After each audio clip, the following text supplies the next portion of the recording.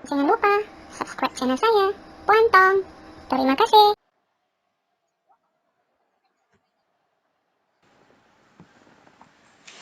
Salam sejahtera. Bersama saya, Puan Tong.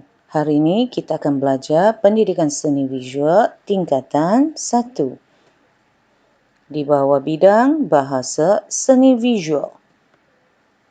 Tajuk 2, garisan.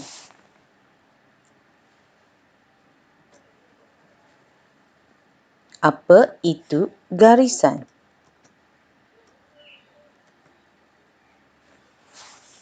Definisi garisan ialah kesan titik yang bergerak yang dihasilkan dengan menggunakan sesuatu alat atau media yang bermula daripada satu titik permulaan merentasi sesuatu kawasan.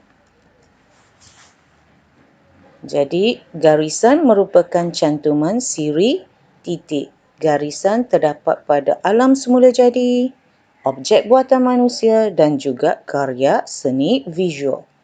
Garisan boleh dihasilkan dengan menggunakan alat media atau bahan tertentu di atas sesuatu permukaan. Contoh garisan pada lukisan.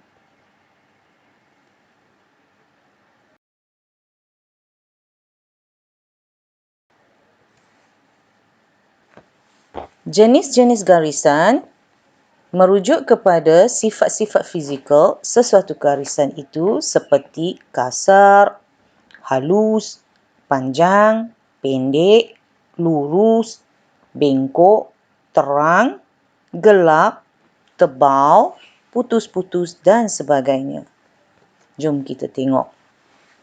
Ni contoh garisan nipis, garisan tebal, garisan yang bersudut, garisan yang bersudut, garisan berpancar, berpancar macam pusing, garisan putus-putus,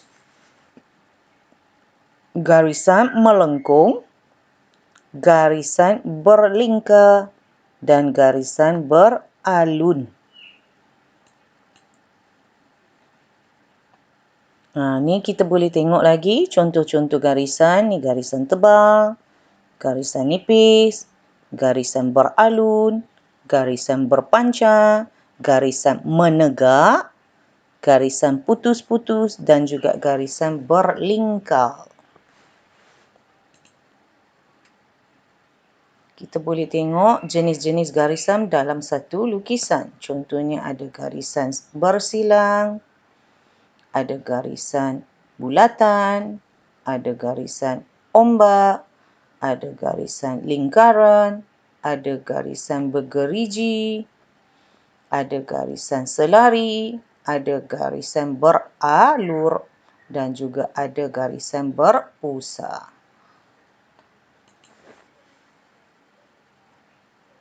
Ini antara contoh-contoh garisan halus, tebal, beralun, berpancar, berlingkar seperti mana yang kita tengok tadi. Okey, garisan berserabut, garisan bersudut-sudut, garisan bergerigi, garisan berbiji, garisan berbulu, garisan putus-putus, garisan berduri.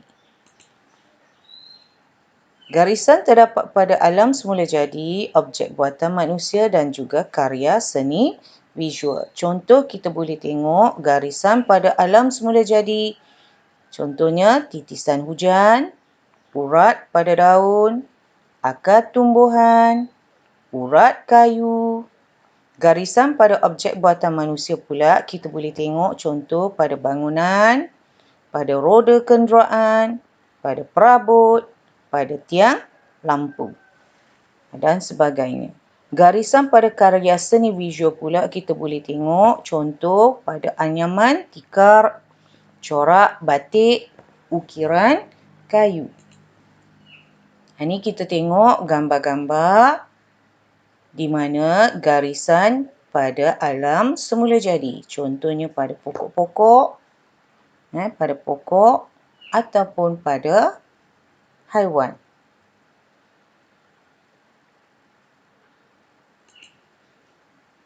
Okey, contoh garisan pada alam semula jadi lagi. Contoh sarang laba-laba. Contohnya titisan hujan. Okey, di sini pula garisan pada objek buatan manusia. Contohnya pada bangunan, pada pagar, pada landasan kereta api. Di sini garisan pada objek buatan manusia lagi. Contoh garisan pada kenderaan ataupun pada ubat nyamuk. Okay, seterusnya kita tengok garisan pada karya seni visual. Contoh yang ada pada logo, yang ada pada hasil seni, yang ada pada hasil karya. Okey, contoh, ni kita boleh tengok pada ukiran kayu.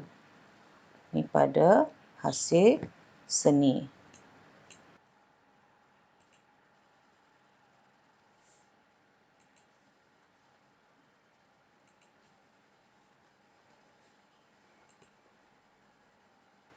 Garisan kalau kita tengok dapat dihasilkan menggunakan pelbagai jenis media. Contoh kita boleh gunakan pensel, kita boleh gunakan pen, kita boleh gunakan pen penanda, kita boleh gunakan krayon, dakwat, cat air, cat poster, arang dan lain-lain lagi. Jadi media yang berbeza akan menghasilkan kesan yang berbeza. Kita boleh tengok kesan pelbagai garisan daripada alat ataupun media yang berbeza. Contoh kalau kita gunakan pensel, dia agak halus. Kesan daripada arang, kesan garisan daripada pen, kesan daripada marker pen, dia agak tebal sedikit. Kesan garisan daripada berus dan terakhir kesan garisan daripada krayon. Ini antara contoh-contoh kesan garisan hasil daripada alat yang berbeza. Kesan garisan. Garisan sebenarnya boleh menimbulkan pelbagai kesan perasaan. Contoh, garisan tegak boleh menimbulkan rasa tegas dan juga stabil. Garisan melintang pula boleh menimbulkan rasa tenang dan tenteram. Jadi kita boleh tengok fungsi garisan, biasa kita boleh tengok ada beberapa. Antaranya garisan boleh menghasilkan rupa sesuatu objek, garisan menghasilkan jalinan, garisan mewujudkan ruang, garisan boleh menghasilkan bentuk, garisan juga boleh menghasilkan tone dan struktur garisan untuk mewujudkan bentuk. Ini contoh garisan menghasilkan rupa, garisan menghasilkan jalinan, garisan mewujudkan ruang, struktur garisan mewujudkan bentuk, garisan menghasilkan tone, cerah ataupun terang dan gelap, garisan menghasilkan bentuk 3 dimensi.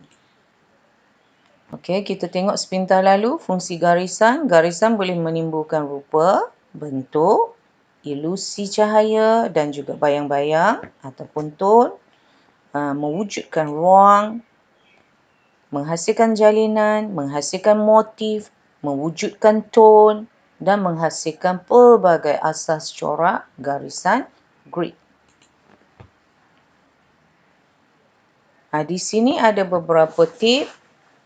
Garisan yang halus boleh menimbulkan tone yang cerah dan garisan yang tebal akan menimbulkan tone yang gelap.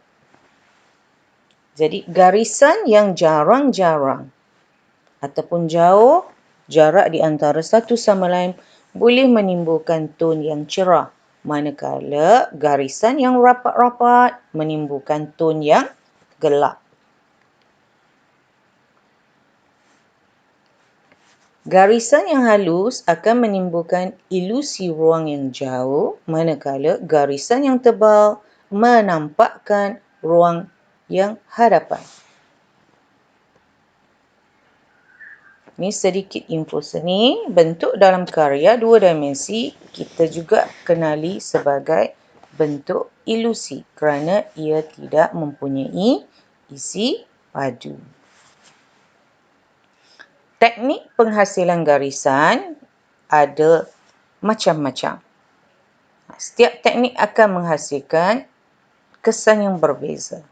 Contoh, teknik-teknik penghasilan garisan yang boleh digunakan, contohnya collage, capan, titisan, jahitan, lukisan, lakaran, canting, tekapan, anyaman, renyukan, resis, tiupan, ukiran, lelehan, cakaran, percikan, kolagraf, gosokan, pualaman dan guntingan. Ini antara contoh hasil daripada teknik capan. Apa maksud capan? Capan sebenarnya teknik kita mengecap dengan menggunakan bahan alam ataupun semula jadi yang mempunyai jalinan tertentu. Jadi capan adalah berbeza dengan cetakan kerana ia tidak perlu kita sediakan blok cetakan. Imej yang dihasilkan hanya bergantung kepada jalinan di permukaan bahan semula jadi ataupun bahan alam tadi. Ini contoh teknik canting pada batik. Canting ni sebenarnya satu alat yang digunakan dalam proses pembuatan batik. Ini contoh teknik canting. Ini sama lagi teknik canting pada batik. Ini teknik titik. Ini contoh teknik titik.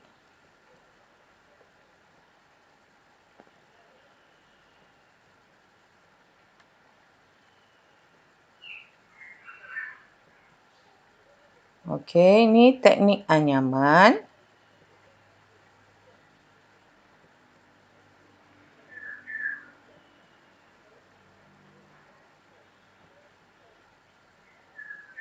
Ini teknik collage.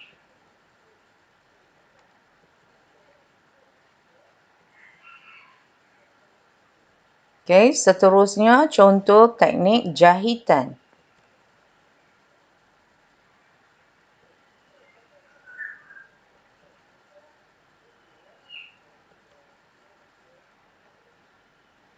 Okey, sekian sahaja untuk pembelajaran kita pada hari ini.